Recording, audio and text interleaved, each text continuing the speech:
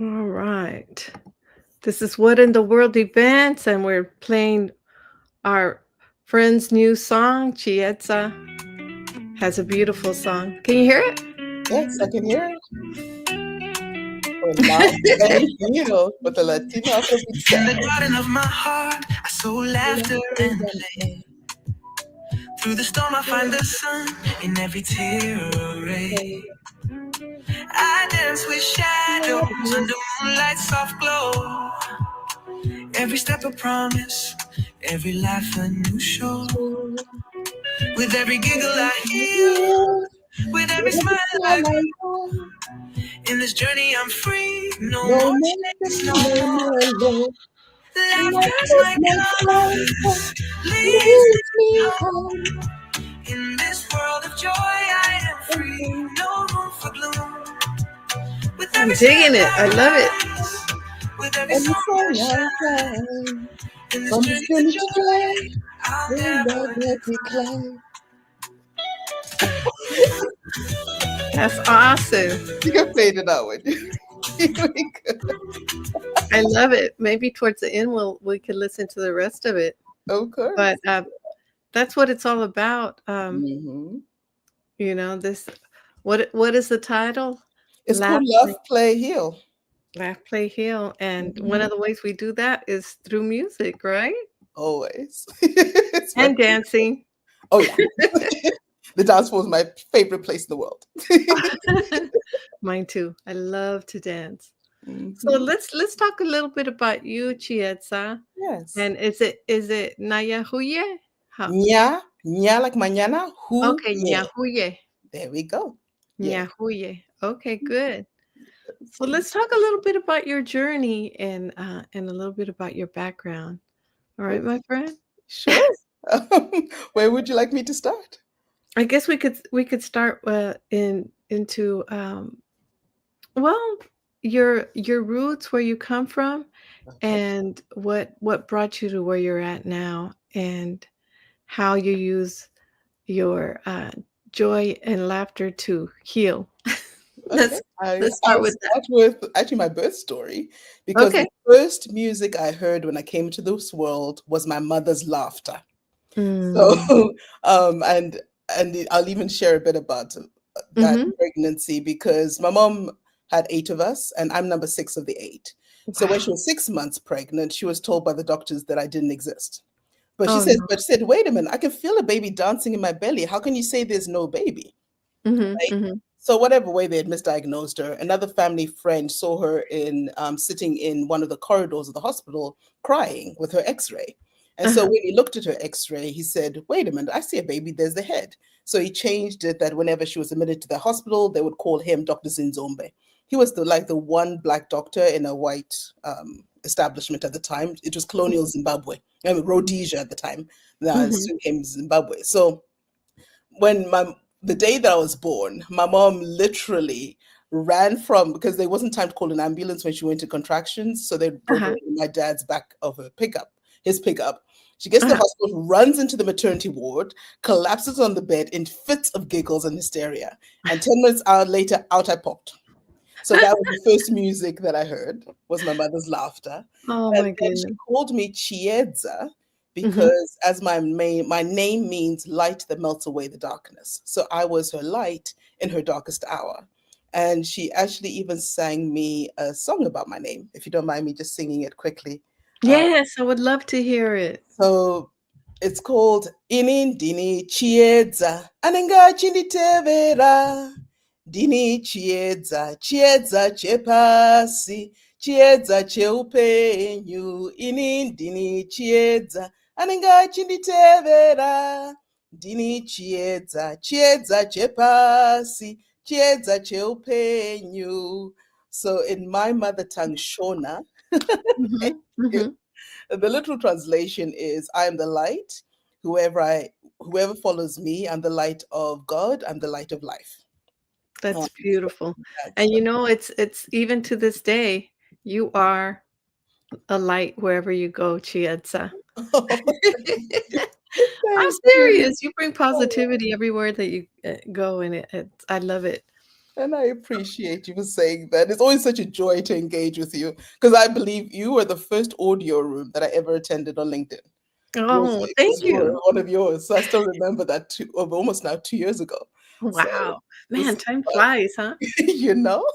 Mhm. So a bit more about my story and how I interweave laughter into my life. Yes. Um, as a child, I'm grateful my parents at the time had already flourishing entrepreneurs. So they had commercial properties and things like that. So Mhm. I grew up on quite a big, sizable piece of land because my parents had bought a house that was fenced with 2 acres and then another 8 acres outside of it. So Mhm. imagine that as the most amazing playground, right?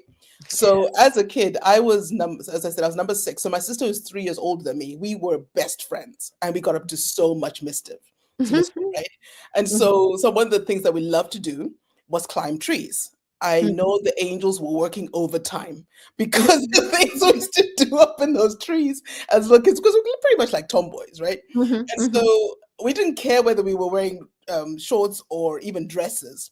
And I remember one time I climbed up into an avocado tree, Mhm. and on the way down, my dress got caught on a branch. So it ripped in half, right? Mhm. And I Mhm. somehow stick landed myself. I was like, oh, well, Mhm. I ran back in the house and got another dress. But my mom was coming through the driveway and she saw this waving flag of a dress as evidence of our mischief.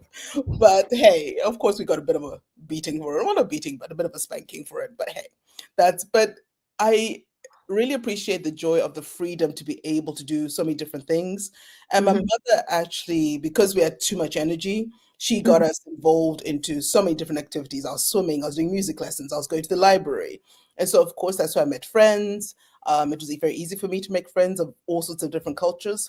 I Yes. was being invited to birthday parties pretty much every other week. So yes, that's Uh-huh. when my socialite life started. but but Mhm. even as I grew older, of course, as human beings, none of us goes through this life unscathed. We all have Mhm. our various traumas.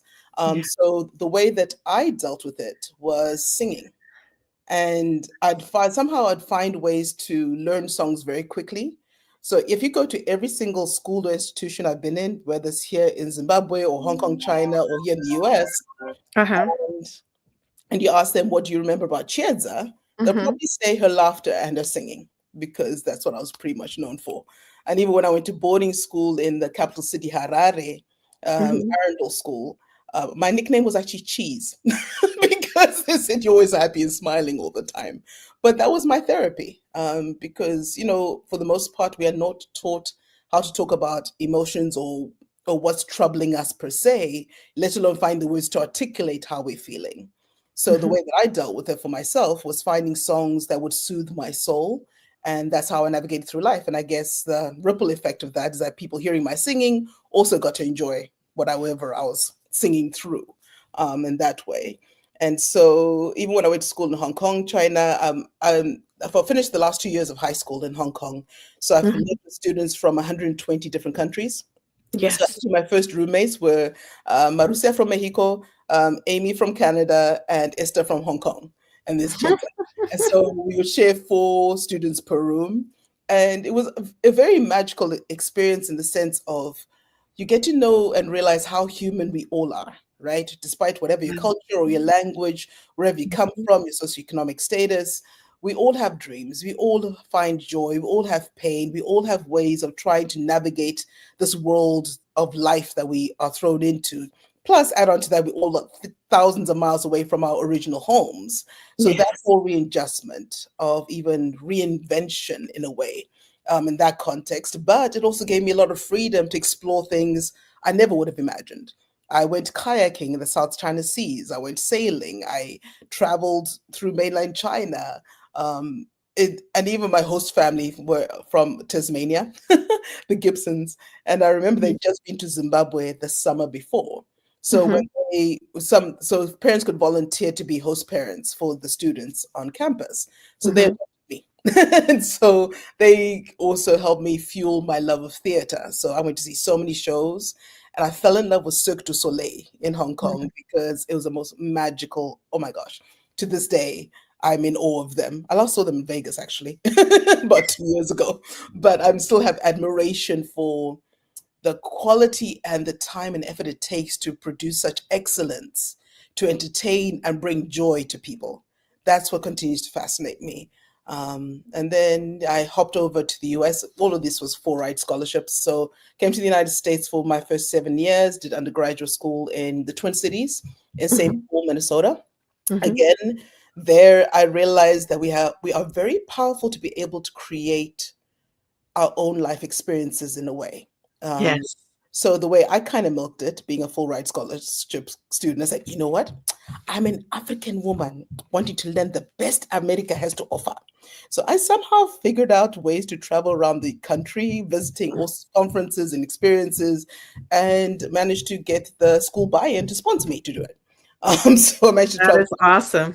14 states in like 4 years. But in all of it is always that learning isn't just only in the classroom, but my joy is connecting with people, creating powerful memories, feeding into each other's life, feeding into each other's joy, and elevating that. That's I'll pause there for a moment because I know there's a lot of stuff you made some questions in between. Well, I think that's beautiful, and you actually show that people is where it's at for you, the connections that you make. And Yes. I agree that they're material things, but then it's the relationship and the experiences that we have with people that really make life amazing, right?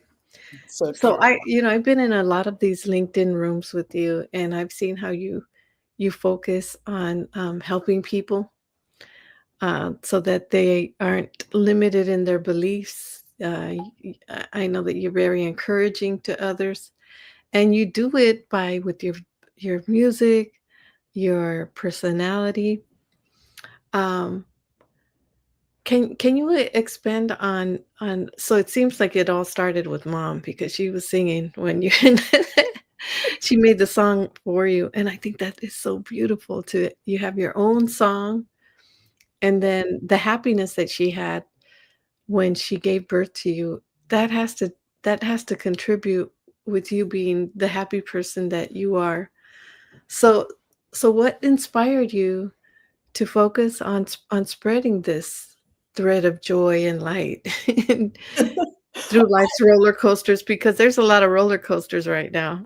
Oh, big time. Like I said, as humans, oh, even more so now, but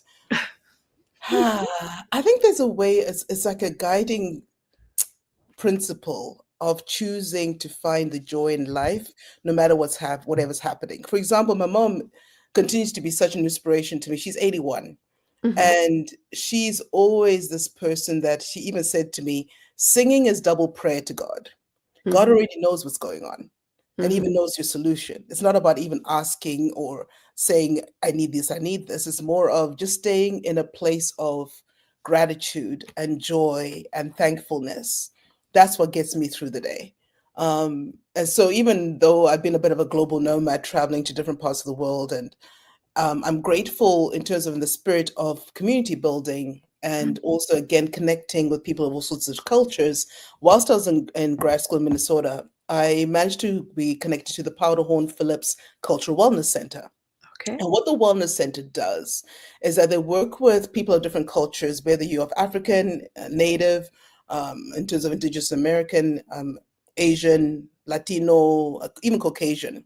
And what Mhm, we look at is how can we look at our cultural practices as a resource for our health and wellness, right? mhm, Because a lot of times people say, oh, doctor will go fix everything. No, he's not.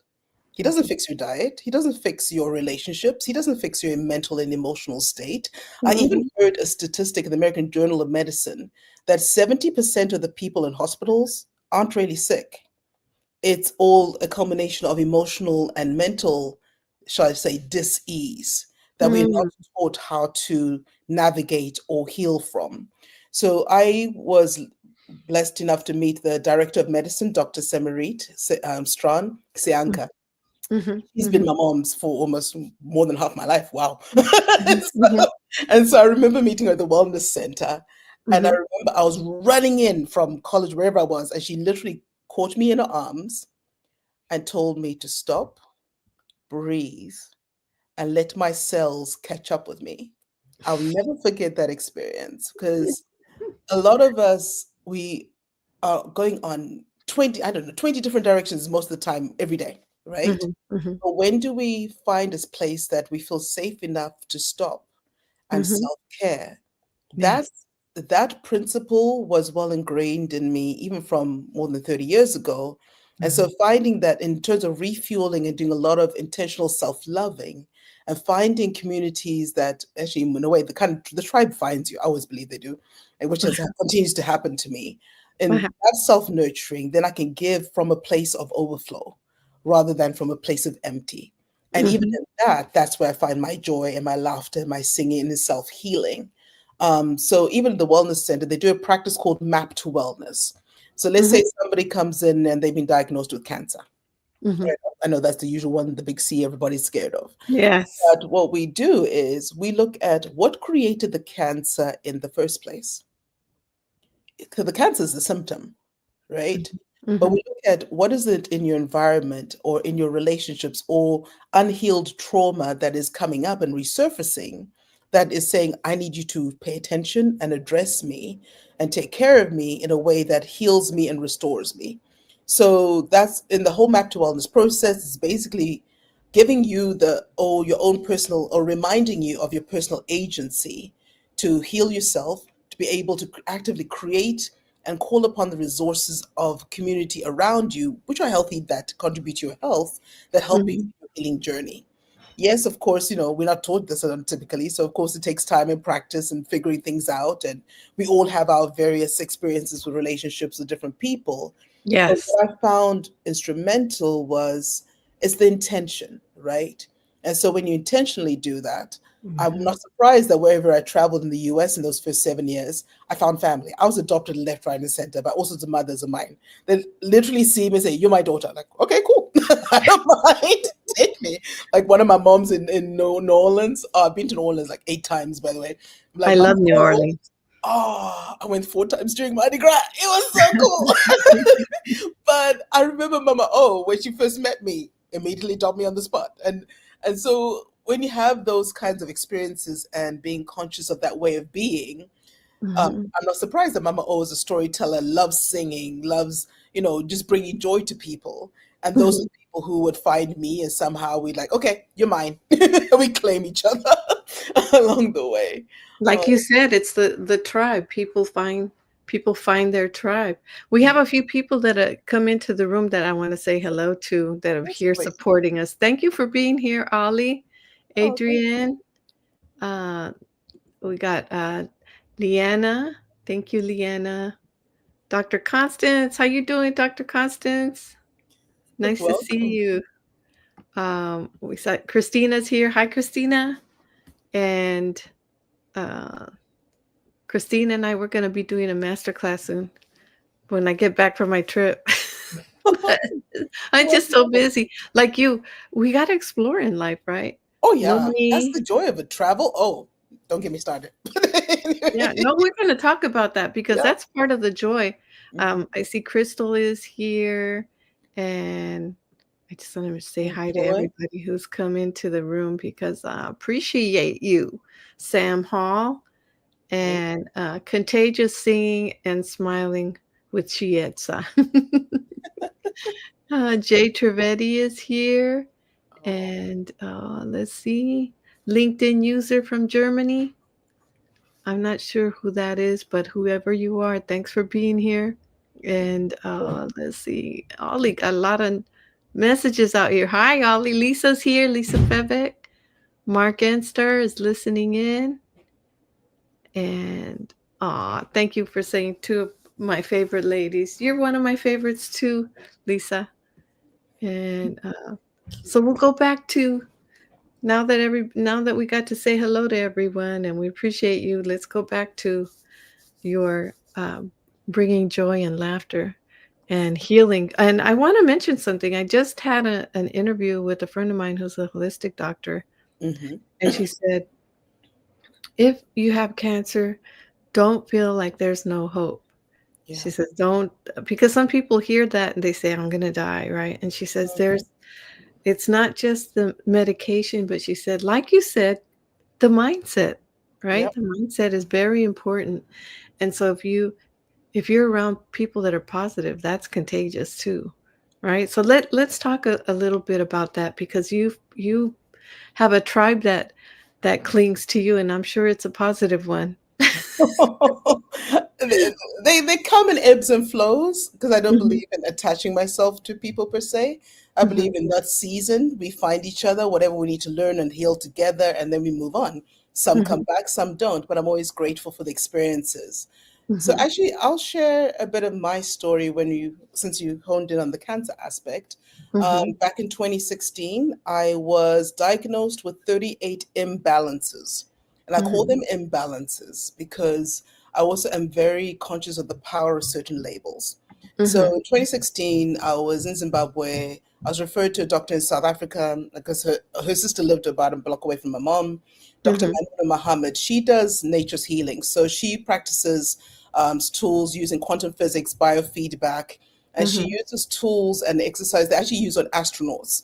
mhm. These therapies were developed in Germany, Canada, and even the United States, Oh, and that's how they vet the astronauts, right? Because it's very particular. mhm, So when I remember the first afternoon I sat in the office. It was in Pretoria, South Africa, and she did certain tests on me. She then identified at least what's half of 38? Doing my maths, 19 imbalances in my body. mhm. And there were physical, and then there's the corresponding mental and emotional imbalances, right? Okay. And when she was rattling off of the stuff that was imbalanced in me, I was Yeah. saying, my gosh, I'm a walking corpse. Because Oh. she was saying also stuff, I couldn't say whatever they were, Mhm, um, but I did include a couple of cancers, breast, colon, uterine, all the rest, right? uh-huh, Kidneys were failing, heart, whatever. But in that moment, as she was telling me all this stuff, it's one of those moments where you just go still. And I realized it was between me and God, mhm, and that mhm, I was being called to my attention of what I need to take care of inside of me, and also learning what is mine that I've erupted in whatever imbalance, and what I've mhm, inherited or absorbed from the people I've worked with. Because I worked in holistic medicine for a couple of years as well, right? mhm, mhm, So I remember I was staying at a hotel about a mile away from the clinic. So I yeah, chose to walk at least the first 4 mornings for my treatments. I would choose to walk to the clinic, but I wouldn't be walking. I'd have music playing in my ears. I was uh-huh, basically dancing my way to the mhm, clinic. And I mhm. have all these people honking their horns, like, what is wrong with this woman? Why is I she can having see you such a dancing. stride? And I was I just can like, this is going on. I was like, yeah, and I'm going down the street. Right? Ain't nothing gonna break my stride. Ain't nothing gonna hold me down. Mhm, Those kinds of mhm, songs, right? Because I mhm, was like, look, I know whatever I've been diagnosed with is not me. It's mhm, just mhm. me needing to pay attention to better take care of myself. Because Yeah. yes, I feel a lot of women probably may relate to this, but I guess maybe a lot of humans as well, that a lot of times we are so programmed to give and take care of other people, but we're the last person on the list. Oh, yes. So even at the time I was living with my mom, helping to raise four nieces and nephews, I was trying to do all sorts of other stuff as well. But even Mhm, before then, right, all the stuff we do through life. So I saw it as an opportunity not only to learn more about how to heal myself, but mhm. also in recognizing it in other people, I would be more instrumental at having gone through it. Does that make sense? It's kind of like Yeah. serving from having learned the lessons yourself. Yeah, you could see when other people are living for others and not taking care of themselves, and then you recognize that, and you're like, you got to take time for yourself. You realize that in life, Sure, and you only have you. Mhm. and it's not even about telling them, oh, you need to take care of yourself. One of the kind Mhm. of sly ways I do it is create Mhm. fun experiences so that we There have you do. fun and taking care of ourselves. So it's not like I prescribe you do this, but Yeah. in my way of being and doing certain activities and involving certain friends, Yes. it's almost like in an unintentional taking care of each other, but not actually spelling it out that you're taking care of each other. Um, Oh, absolutely. so yeah, so that's what happened to me, and even through the therapies, after 2 weeks, I was back to 80%, and then 6 weeks later, I was back to normal. And she used naturopathic homeopathic medicine as well, and she's got 98% success rate. She even had patients from Mauritius and Germany when I was going through the Mm. process right there. So I know it works. I'm still here. Absolutely. I believe Yeah. it too, you know? So I know, yes, there's a lot of going back and forth with Western medicine and indigenous cultural medicine. And I even look at, I know you've probably heard of the herb moringa, right? The moringa tea. Oh, I've been taking that every day. My mother has a tree of moringa in her backyard. Okay. Mm. So my Mhm. mom, even herself, I feel she's always had medicine around her Mhm. growing up. And if I trace it back actually 4 generations, here's another story of how I got into this. So Okay. my great grandmother Mhm. back in the 1920s and 30s was what we call, I guess, a shaman or a naturopath, if we use modern terms. And she Mhm. was helping not only indigenous Black people from that area in terms of Africans, but also colonial Rhodesian farmers heard about her, and also even Indians who were Muslim and Hindu. And she would Mhm. help them with issues of cancer or heart failure or colon stuff or even kidney issues. And Mhm. Mhm. so fast forward 4 years, well, 3 generations. I only heard of her in an interesting way. Mhm. It was my second year in university at Macalester College in St. Paul. I was feeling more and more educated away from my people, if that makes sense, because what I was learning, I kept on wondering, what is the relevance for Mhm. me in taking this knowledge back to Zimbabwe? And I wasn't seeing it, right? And so I started researching on my own culture because, funny enough, our wonderful colonial education teaches you everything that's British, American, and European, but nothing about yourself. So I decided to do more digging to find more about myself. So I came Mhm. across our cultural ways of healing using the mbira. The mbira is an instrument that has been played for thousands of years by different shamans all over the African continent. And Mhm. my great grandmother used to play it, but I didn't know that at the time. So I found a Jewish American woman in Berkeley, California, Erica Azim. She has a daughter also called Chiedza. I somehow ended up over that summer in Los Altos at some summer camp helping with kids. Then I ended up for 2 weeks at her house, at her Mbira camp. And she taught Mhm. me 12 songs to play the instrument. And, oh, actually, as I'm speaking, here's the instrument here. Here. I don't know if you can see it. Oh, okay. I'll have to take my camera off. Ah, I don't think you can quite see it. But anyway, it's kind of see it. But so I learned to play 12 songs, to play them and to sing along. And she Mhm. usually says it takes people months just to learn one song, right? Mhm. Realize that. So I ended up back in Zimbabwe with a study abroad program, again sponsored by Mhm. school, Mhm. where Mhm. I was part of a group of students who traveled around Zimbabwe as part of our sustainable environment and development program. So the first night, since I hadn't been home in 2 years, my professor let me spend the night with my grandmother, my mom. Yes. So my grandma's like, "Booyah, guess what? I can play the mbira." So I whipped it out and I started Mhm. playing a song called Chiguaya. Chiguaya is the name of the water spirit, the river spirit. My Mm. grandmother starts crying and saying, "How can my granddaughter who went to China and the United States come home playing my mother's song?" Mhm. So until that point, I didn't know much about my great grandmother until I played that song for my grandmother. So then she started telling me about her. But unfortunately, with our colonial experiences, my mother actually was horrified because she sees so many people persecuted for playing this instrument. And so she more than ever discouraged me not to play it anymore. I didn't when I was home, but I still played here. Um, Wow. but it's one That of those things of we need to just on my I feel that the ancestors still come through us. And when it's Mhm. time for us to reclaim who we are, they'll make it well known. So playing the mbira is my way of joy. I've played it in all sorts of settings where I've seen people come up to me afterwards and say, "I feel so much better from listening to your music." Uh, Mhm. and for you sharing what you shared, and even not knowing what I'm singing about because I'm singing my native tongue, is that I Mhm. don't know what you sang, but I feel so much better and feel more healed, etc. So Mhm. again, it's more of the more I'm present in who I am, the I feel that that overflows into to touching other people's lives too, and inspiring them to do the same for themselves. That's awesome. I think, it's important to, recognize our culture, our music, right? And I can relate to that because, when I hear mariachi music or when I hear salsa music, Mhm. And salsa, by the way, when my sister went to Africa, she said the music sound like salsa. So it Yeah, has its roots from Africa, it's the drum right? beat. The Yes. drum beat. So I remember when I used to go to like live salsa band playing in clubs. I remember there's one place called Famous Dave's. And Mhm. so I was sitting for a moment. What city was that at? Yeah, oh, that was in Minneapolis, South Oh, Minneapolis, right? Famous mhm, Days, South Minneapolis. So there's mhm, a place called Calhoun Square. So Tuesday nights they had a salsa night. So I'd always come with my girlfriends and we go and have a blast. And I'd be mostly on the dance floor. But when I wasn't on the dance floor, I was be busy drumming on the desks. And so mhm, I remember one of the guys offering me one of the instruments because he was seeing me doing the drumming and the beat right on point. I was like, mhm.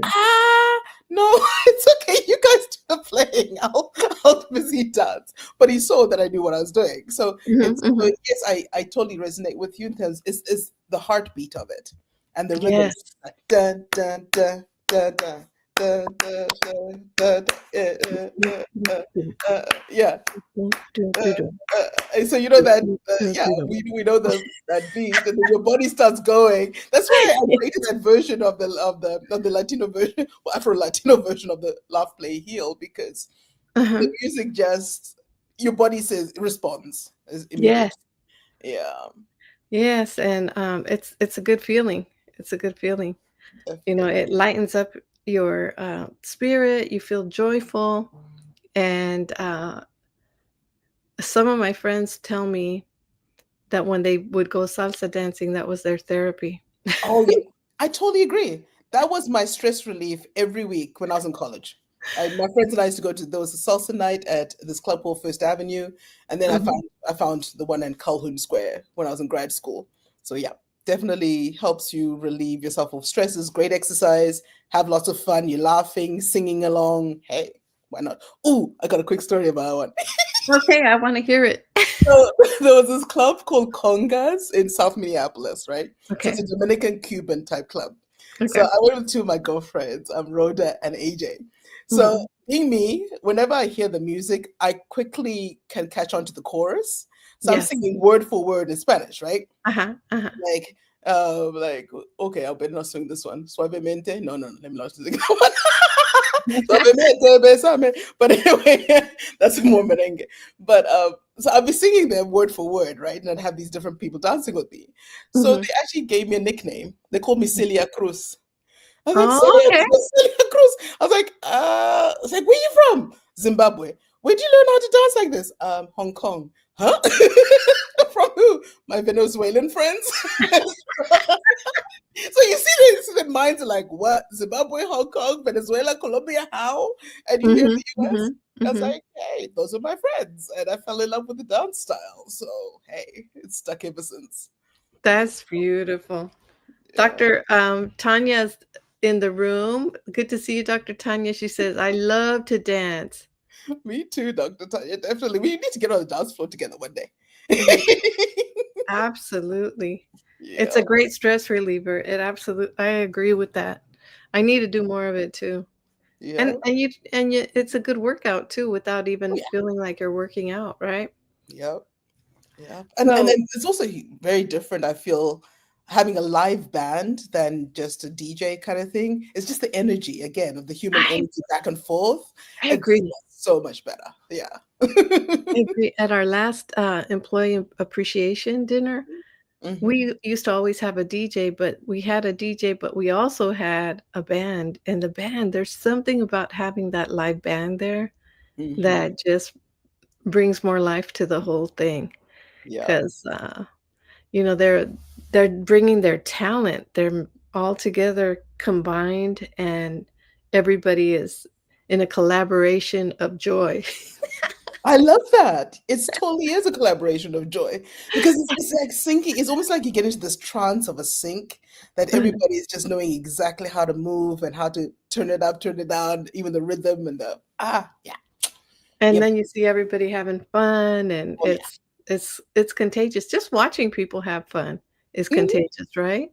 Yep, definitely, definitely. Though usually I'm the one on the dance floor. I don't sit on the sidelines. I'm one of those people who's like, I don't wait to be called on the dance floor because I know a lot of times, people say, oh, I need to wait for a partner to call me. No, I said the music is my dance partner. So that's Uh, good. that's awesome. You don't have to wait to No, have a good time. You make the good time, right, sis? very much so. So now you have what a current role. You want to talk a little bit about what you do business wise? So currently I work for a company called Mineral Tree, and basically we help companies pay their bills to vendors at pretty much 99.9% accuracy, because unfortunately, as human beings, there's a lot of human error in manual processes.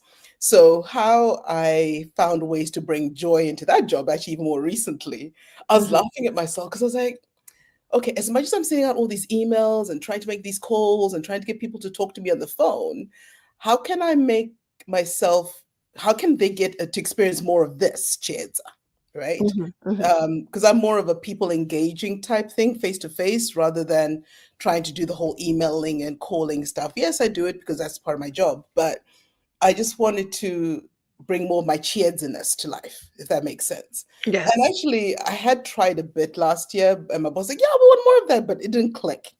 So Uh-huh. then I found about 3 weeks ago, I was actually listening to David Jones and Tara Bush. They were talking about how they build businesses in the metaverse. And so it Uh-huh. was all about Oh yeah, almost yeah, yeah. platforms. Mhm. Right. And for them, for me, what clicked was, how do you create an experience of engagement with clients or customers? Yes. Right. Because it's all about experience. Amazon's doing it, Walmart, all these big guys are doing, even Bank of America, I heard when they're onboarding people, use metaverse platforms for their onboarding so that it's a much more virtual reality experience rather Mhm. than just watching a two-faced Zoom kind of thing. Right. So being me, I started repurposing some of the company posts on LinkedIn. And so I decided to use AI tools like Ruby AI and even ChatGPT and some of the other chats. I would Mhm. create a little three sentences of an introduction, record myself, and then I would zhuzh up the introduction, and that's what I kept on posting. I was like, okay, that's one down. Then Mhm. I Mhm. came to me like, why didn't I create a jingle for this? So I came up with, the song, It's a Beautiful Day, yeah, yeah, yeah, I yeah. love that song. That one. The So little boy. yes, the little boy, right? Lord, I thank you Mhm. for sunshine, thank you for rain. So I found the instrumental, and then I got the chats, whatever I was using, to come up with lyrics. So I pick up which lyrics make sense for me with the beat and tempo, and then I just created a jingle out of two verses with that in the background. And then the next one I did, I don't know if you know the one by Forrest Frank, is that you're about to have a good day, no matter what they say. The sun is Mhm. shining down on me, birds are singing praise. I did one for that one. And then this past Friday was to Lovely Day by Bill Withers. I And love that so, one too. I was like, okay, that's another one. Then I got even more excited. So as much as we have all these AI tools springing up Uh-huh. everywhere, and everybody like, oh, AI is taking over. Da, da, da. I kept on coming to, but AI is a tool to help us do things easier and faster, Mhm. and Mhm. even find ways to wow people. Mhm. So I went through like 15 different types of apps. Believe me, I was trying all sorts of different things to find a way of how to create my script, how to change the script into a song, and then create a video that goes with it. Right. Mhm. I Mhm. finally found it in the University of YouTube. Right. Found this one video. It's about 12 minutes long. And the gentleman takes me through step by step on how to create it. So I said, okay, why didn't I do this for my work? So I did the same thing. I Mhm. created a song about transforming the experience of an invoice, Mhm. transforming from manual processes and Mhm. incorporating more technology and AI tools to work better and have a much easier time, right? So Yes. it's called Invoice Ivy, right? So I Mhm. created that. And I was like, "Yee, I created my first animation."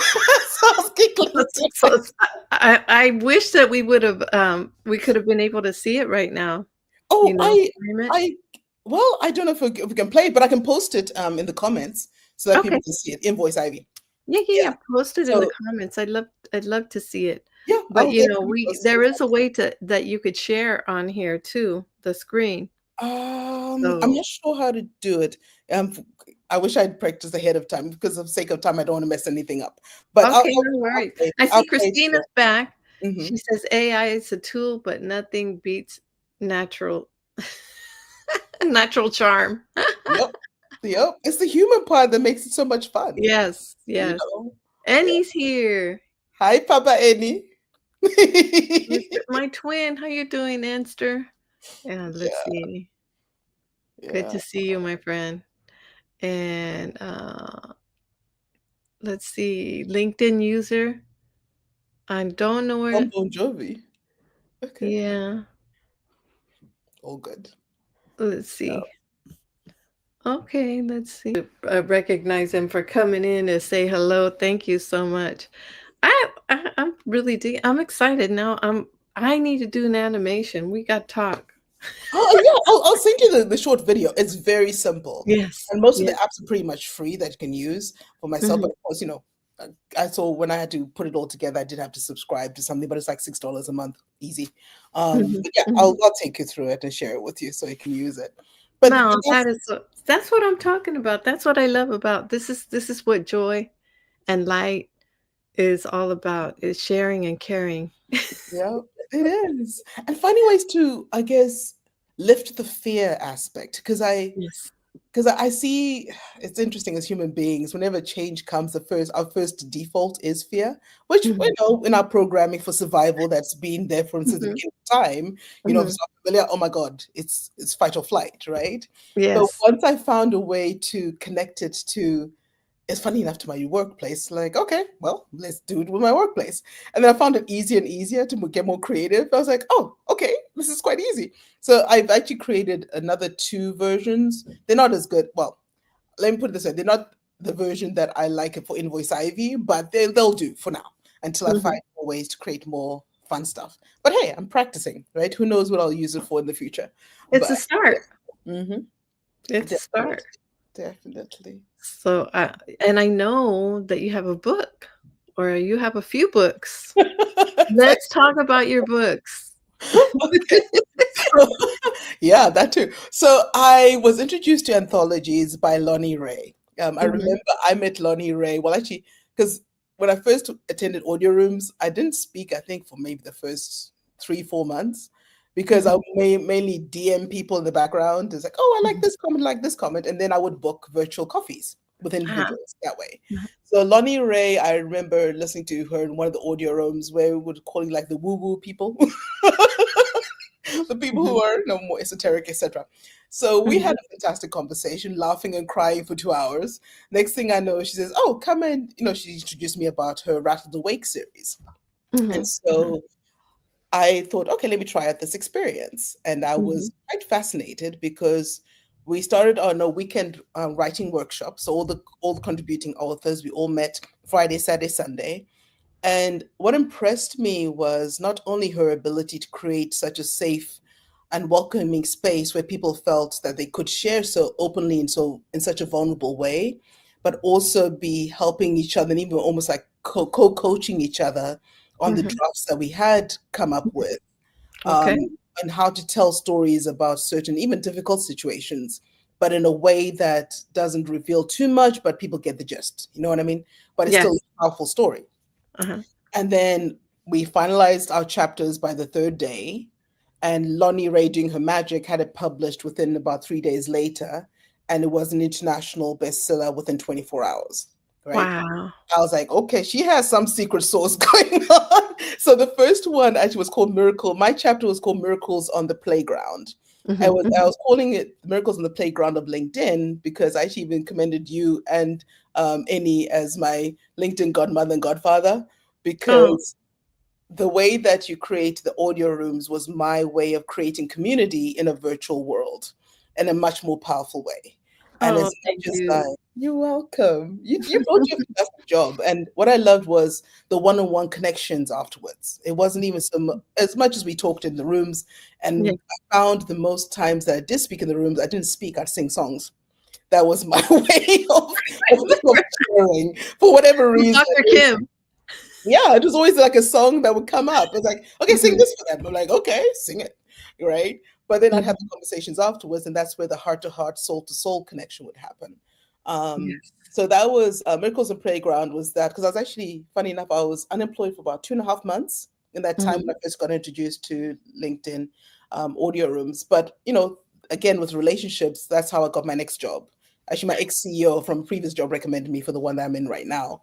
And then the second one I did with Lonnie Ray, funny enough, was literally a month later in October, where I did my chapter was called Laugh, Play, Heal. Actually, Lonnie Ray gave me that chapter heading because what I was mainly talking about in that book is about, again, what I mentioned earlier from what I learned at the Cultural Wellness Center, of being able to take back your own power and how you choose to navigate through life. Yes, we all go through traumas, but there are ways to not only heal yourself, but in the context of community, right? So that's why I talked about capoeira. Capoeira is Afro-Brazilian martial arts, which I played for a good 10 years in the US and in Zimbabwe. And what I love about capoeira, that's Afro-Brazilian, is that not only do you have a circle of people playing instruments and singing songs while you have two players in the middle. And funny enough, it's a non-contact martial art, but origins was actually when enslaved Africans in Brazil used those moves to escape from their slave masters. So they'll be using machetes and razor blades in their toenails, between their toes, right? Slice and whatever. It was more like a rhythmic dance.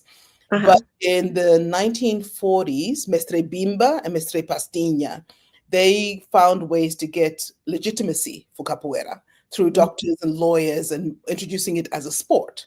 So capoeira is actually the second most popular sport in Brazil next to soccer. Wow. Right? I've seen it here in San Diego because we have a big Brazilian community. Oh, yeah. Oh, yeah. Joga capoeira na la playa na rivera, ela bonita, é ligeira. I love singing. That's my thing. Because again, it's a beautiful song, and you sing beautifully. Hey, Eddie has a question for you. Yes. He says, question, which CRM do you use in your sales role? We use Salesforce. That's the main one that we use. We're actually going to be incorporating Demandbase for lead generation as well. And then we use SalesLoft for the outreach. So tracking the emails, the calls, and all of that. That's the tech stack we use at Mineral Tree. Yeah, and it's actually quite those tech stacks are quite common actually. Salesforce, SalesLoft are quite common in the tech industry, but the others competitors, HubSpot and all those other ones as well. But yeah.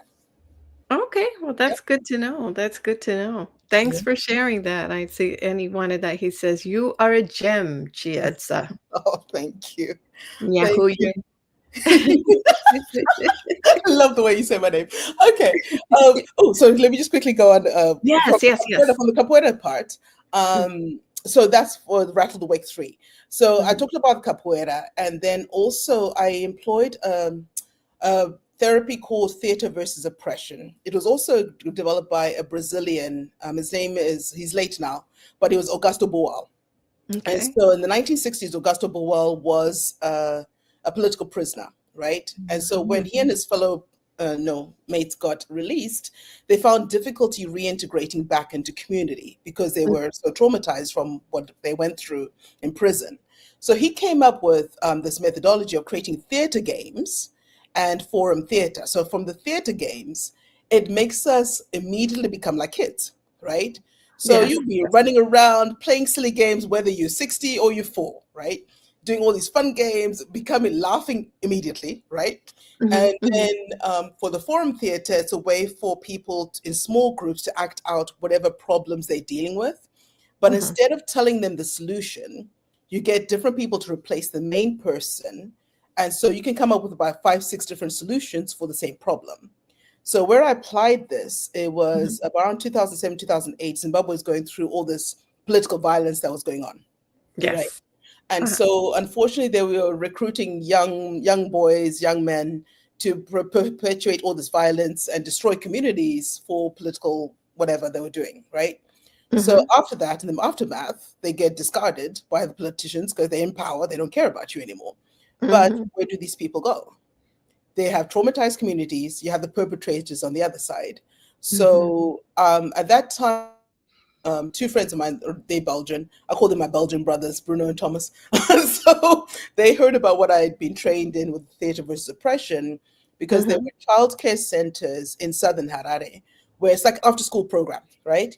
So this Yes. one particular center was called Chieza Childcare Center, not after me, but it was called Chieza Childcare It Center. should be. Yeah, well, so then they said, oh, the children come and we can't get anybody to talk. But we know that a lot of them are going through very traumatic experiences and have seen so much crazy stuff, but Yes. nobody's willing to talk. So Bruna said, okay, let's bring Cheze in and see what happens. So I only really, the main protocol is, again, about empowering people to realize how powerful they are within themselves to heal themselves and heal the communities. So I Okay. only did 3 sessions that are 2 hours long each, right?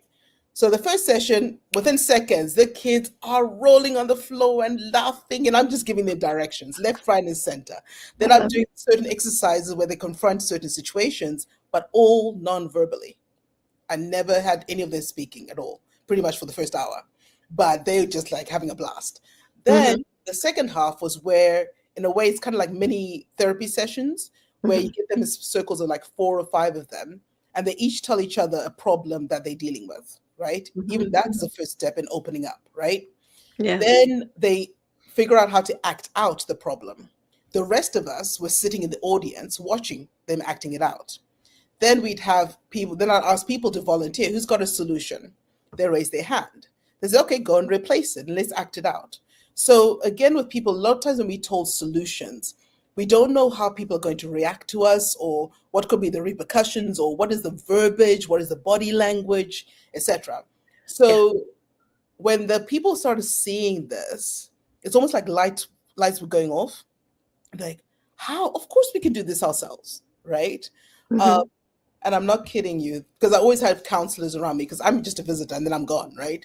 The Uh-huh. counselors, the ones that are left behind, they were overwhelmed the next day by how many children were willing to talk again.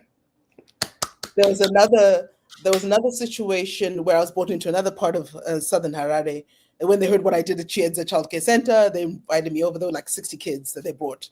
And one of the children, he was 4 years old. Unfortunately, when he was about 2, he'd seen both his parents shot and thrown into a dam. So he was wandering around the neighborhood, almost run over by a car a couple of times. So a Uh-huh. neighbor decided to adopt him. He was Mhm. still mute. He hadn't spoken for like 8 months, right? So Auntie Cheza comes in, does her thing. I mean, the kids being kids. And what shocked the adults who were watching was, Mhm. how children can become such caricatures in every minute detail of the adults. We were all just shocked and like in awe of like, oh my God, they absorb us so much. What are we doing to these children, right? But it was also beautiful to watch how they're even calling adults into account and Mhm. even giving them the solutions of this is what we deserve as children from you adults. Mhm. Supposed to Mhm. protect us, etc. But it was more of a community engagement because growing up, mostly told as a child, shut up, be quiet, be Mhm. invisible. And the children were Absolutely. basically said, oh, Auntie Chesa says we can show them who we are. Let's go. So they did. Mhm. And the Mhm. beautiful story after that, the Mhm. mute boy who hadn't spoken for 8 months, Mhm. he started speaking again. And the first thing he said was, when is the crazy auntie coming back to make us laugh and play again? I was like, the power of laughter and play, right? I That just is create a space. beautiful. Yeah, You change lives everywhere you go, girl, and you change them in a positive way, and I love it.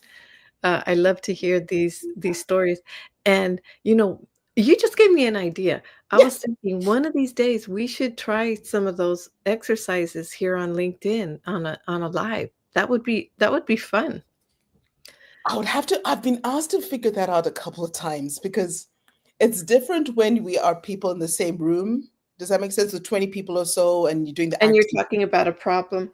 Well, Yeah, and I could see how, if you have a personal problem, but maybe a way that we could do it is to talk about, just a business problem, and then sure. for people to come in and, we can invite a few people, and they can, ahead of time know what the question is, and then come up with their that'd be kind of fun.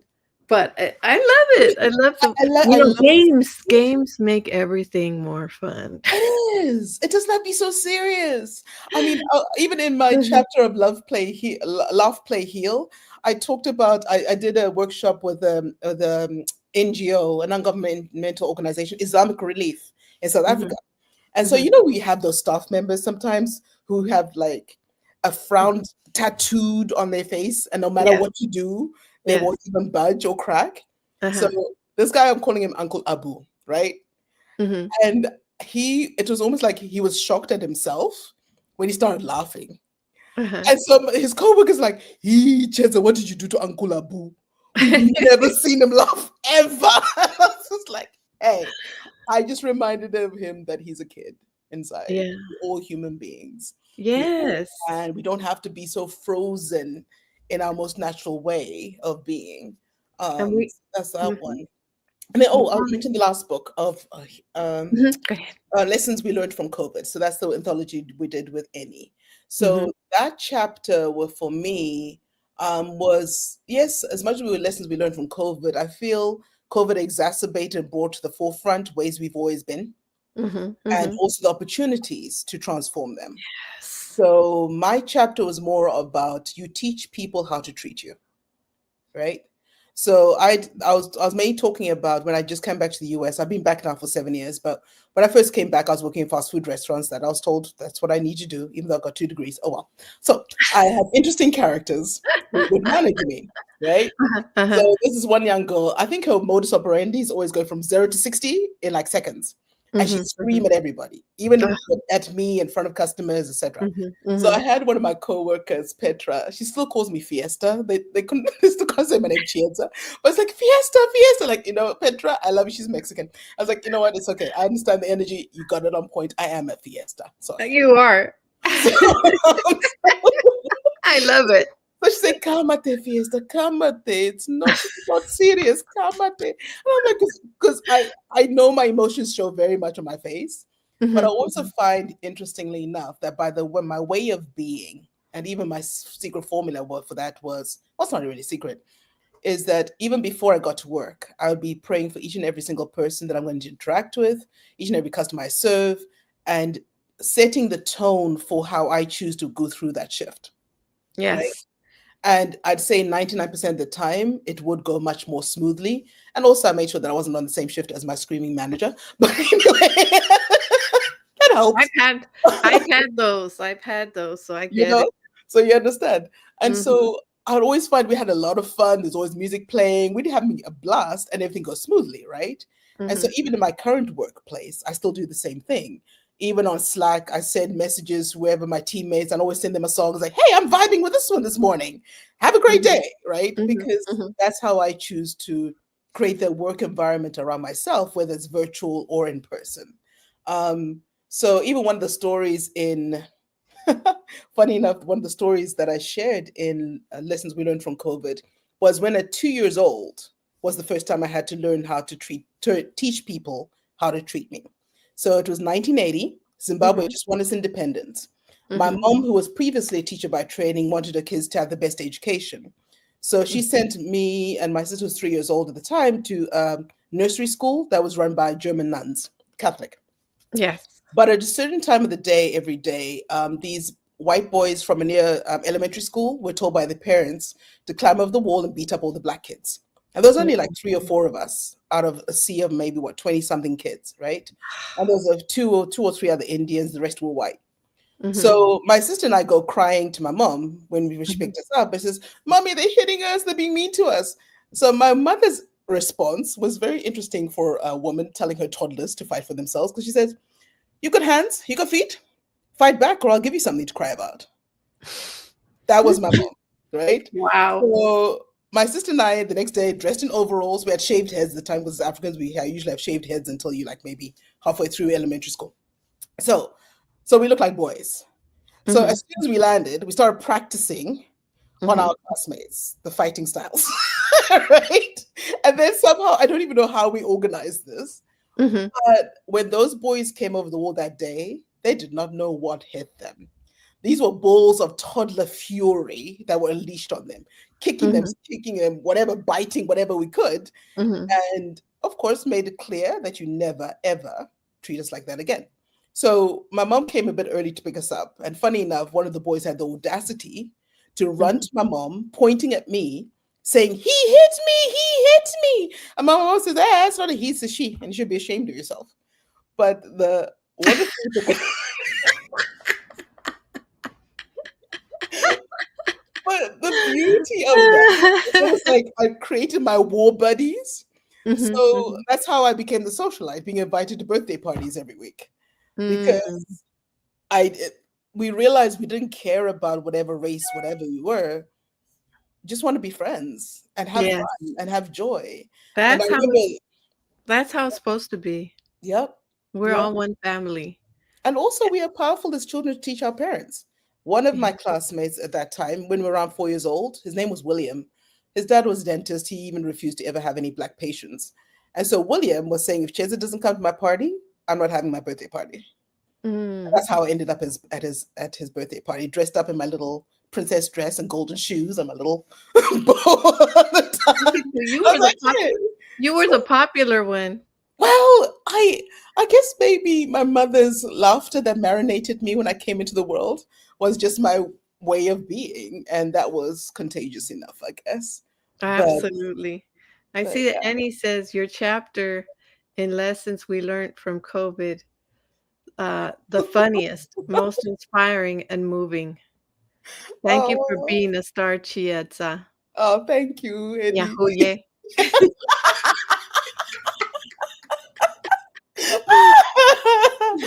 Angelica, you crack me up. But yes, I love it. I love it. I love your name. yes. Oh, So thank you. we're close to the end, but I'm Of having course. such a good time. We're gonna have to do this again, of course. Oh yeah, we can continue. Yeah, Yeah. definitely. But But this has been any fun. last words that you wanna share, how people could get a hold of you or how they Sure. could get your books, anything Um, like that? And you could also add them in the comments, but of go course. ahead and mention. Of course. So the easiest place I like to just keep it on LinkedIn.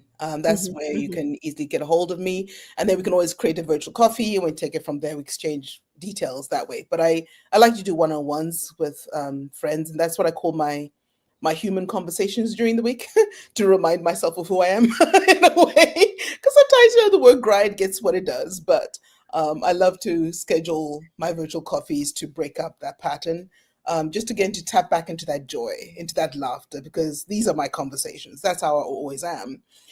In terms of the books, it is on Yeah. my LinkedIn profile as well, but they're also on Amazon. So the links, if you look in my profile where it says experience, you see co-author. The links are in there as well, with each respective Rattle Wake to volume 2 and 3 and lessons we learned from COVID. Um, but how I'd like to end, which is my usual way, is continue to remind ourselves that in every day, in each and every moment, we can always choose joy. So I will sing a song, which again I learned from Zimbabwe in 3 languages. Oh my joy, and I know Ollie loves this one. So here we go. Yay. Let's do it. So it goes. Oh my joy, it comes in the morning. Jabulo kubuya ekseni. Rufaro rino yakseni.